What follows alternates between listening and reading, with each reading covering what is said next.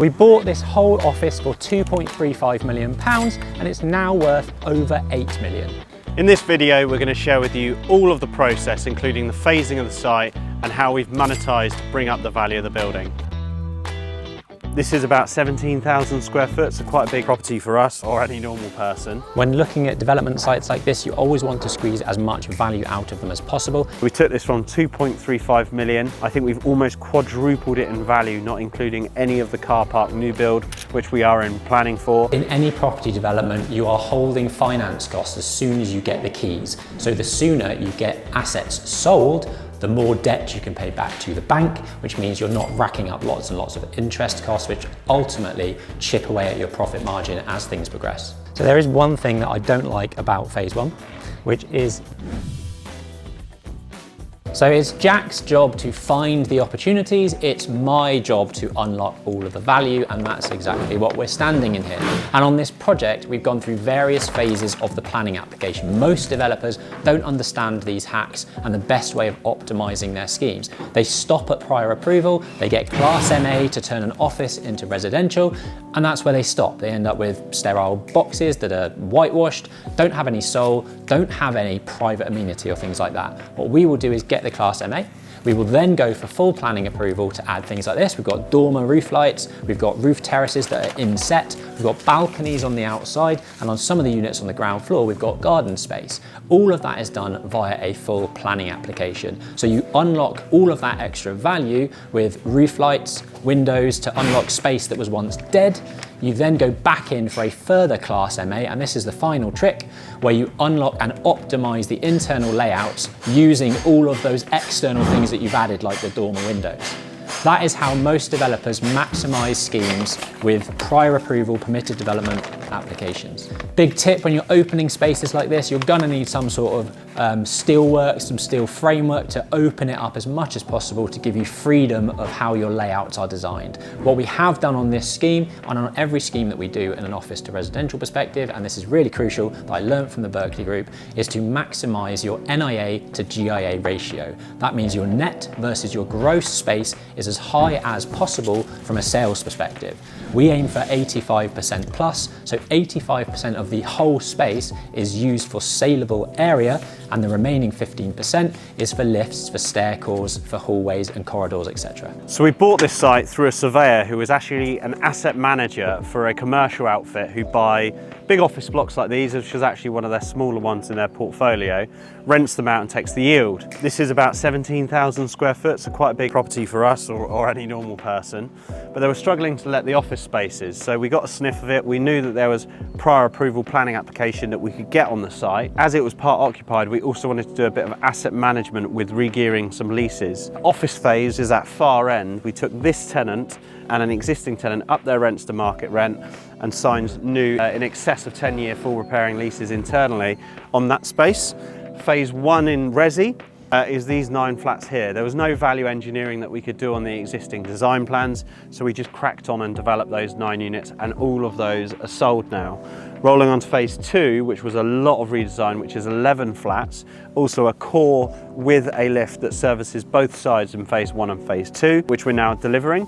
The way that we phased it is really beneficial to the project and the cost of debt, because it keeps our cost of debt down. So by the time we started phase 2, we'd pretty much sold all of the 9 units, meaning that we materialise the profit, reduce the loan to value, but also reduce the debt piece rolling through the project. The way that we actually funded this is we bought the site with a development lender. They were aware of the asset management, they're aware of phase 1, and they were aware we had to refinance them come phase 2. And we actually bought this with a private investor who put the capital in. It was £1.2 million. We did end up borrowing another £100,000 for the external amenity and balconies of 1, but now we've refinanced out to a new bank, which is quite an interesting product actually. So we've got a commercial exit bridge on the far space, that's about 8%. We had an exit bridge which had a sale sort of ratchet amount that we could pull out of the sales on these 9 units. We'd already got most of those away anyway, so that's paid off. The office is actually under offer, so that will be paid off, which just then leaves the third part of the facility, which is a standard development facility, which you borrow day one an amount, and then you draw the build costs and the funding through the build as you go through the project. So that's pretty much all in all how we secured it.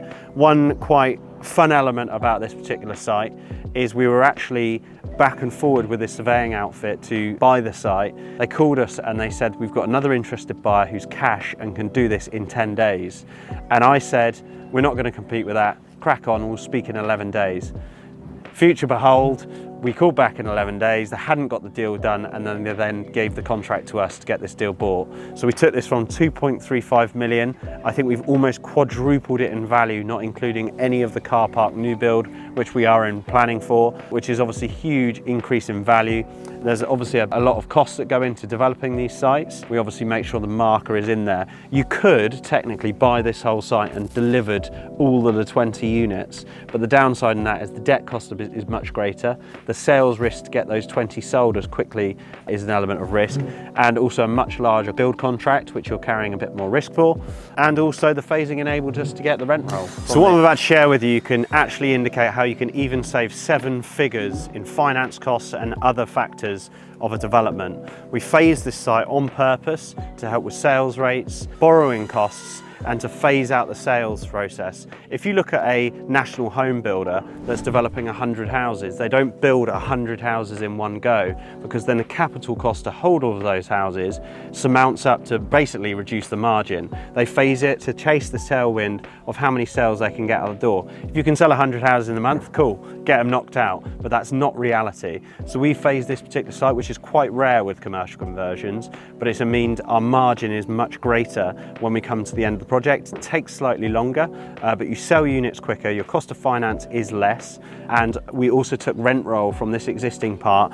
while we were finishing off the other part of the site. So we had an office tenant in here, which then did relocate to the rear part of the site. So I'm a director of about 30 businesses, but that's not a brag. I'm not running all of those businesses. I'm actually only running about 5. But that is the reason I'm mentioning this, is because this particular site is held in one of those companies. They're called SPVs, Special Purchase Vehicles. To structure this whole deal, which is over an £8 million development deal, we have an investor who comes in on the project, sometimes a joint venture, sometimes on a loan structure. But I'm going to talk you through a little bit about why that company is set up, how it's set up, and how we do the projects. So this company we set up is specifically for this project, to keep everything segregated and not to blur the lines across the portfolio of all of our SPVs, which feed into our group company. We structure pretty much every deal the same with our investors. They put in the capital, we find the deal, we deliver it, we sort out all the funding, the structure, design, delivery, sales and exit. Sometimes we retain, but that's fairly rare. And the limited company is then either co-owned, if it's an equity joint venture, or like this site, a particular loan investor comes in, they take a second charge. If you're an equity investor, also we will typically offer a second charge if available. So the bank take a first charge, lend on the site. The investor comes in on a second charge, and then we have either a shareholders agreement or a loan agreement to structure shareholders for the equity, loan agreement for a loan investor into the limited company. So it's completely segregated to this specific site with its own bank account, with its own zero, with its own tax returns, with its own VAT returns, and that is how we structure this deal. It's really important you do this. It keeps everything separated and segregated. Sometimes people moan about £2,000 a year accountancy and tax advice for a limited company, but with over an £8 million GDV site, it's worth segregating it from the portfolio. There's also benefits if you run a group of companies, and it's much more tax efficient to do it in that way. But every individual project is structured slightly differently, but by most, it's individual SPV that's co-owned or partly owned by the topco. This was a phased scheme. We've got the commercial units on this side, and then phase 1 formed this part of the building here, this middle section. You can see 9 flats behind me. Super excited with what we managed to achieve on this one. So we talked about the PD and the full planning and all that sort of stuff. On the ground floor we got gardens, private gardens. On the first floor we got balconies, and on the top floor we've got inset recessed terraces. So all of these 9 flats have access to private amenity, which as far as I'm concerned is super important nowadays. That extra room in the loft that we achieved, we put some mezzanine spaces up in that loft area. So you've got the kitchen, dining, living space, which is all open, and we've got a mezzanine sort of paddle stair up to a small area at the top, which is a reading nook, a study, or whatever you want it to be. But really cool use of that space, which I'm super happy with. And then phase 2, if you come over here, is where all of the new construction work is happening. Those 9 flats and the commercial units are completely tied away, and now we are probably 75% of the way through the delivery on these 11 flats here. So we had to wait to start this works because we wanted to move one of the commercial tenants over to that side of the building. As soon as they vacated this, we were able to start works and start creating office to residential conversion and create some fantastic flats for people. So top tips when you're working on commercial conversions is to make sure you get your utilities in ASAP. We've been really lucky with the sort of phase 2 on this project. Everything is in because we made allowances as part of phase 1. So we got all of the pipe work in whilst we were digging for the phase 1 works to allow all of the trenches, all of the pipe work for gas, water and electrics to be connected up in good time. A lot of our sites are delayed because of those utility connections. So that is one thing, if you're a newbie property developer, you need to look out for. So there is one thing that I don't like about phase 1, which is the greenness of the balconies, the balustrades. When you order glass and it's frosted, I would prefer to just have a clear frosting, but because of the, I guess, we cheaped out a little bit. You know, I went for the cheaper option, which means that it's a bit more green tinted, and I don't like it, but fundamentally it still looks great.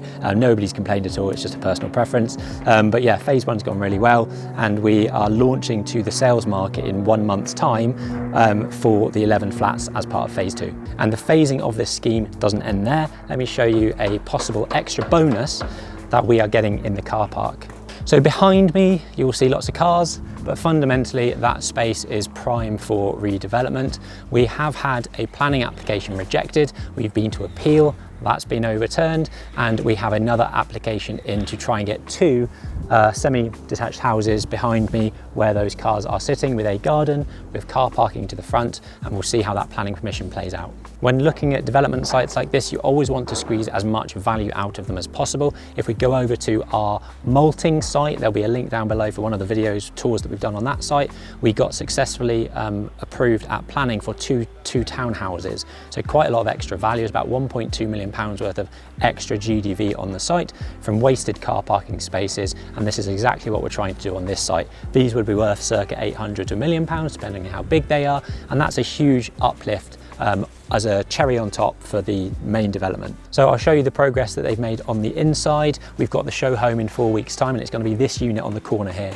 So we've chosen this unit, and this is a really key thing for when you're selling properties, chosen this sales unit on the corner because it's the closest to the car park. It's a space that we can tidy up, make clean. It's actually a masonette, so all of the other flats are accessed via the communal area around the corner. So this can be sort of standalone. We can clean it all up and make it as fresh as possible so that everyone coming to view it gets the best impression that they possibly can coming into the show flat. So with all of your show flats, you really do want to push the program faster. So this one will be finished in a month, but the rest of the scheme won't be finished for another 2 months thereafter. But what getting this one finished early does for us is allow us to get on the sales market as soon as possible, give people something to touch, feel, smell as they come into their potential new flat.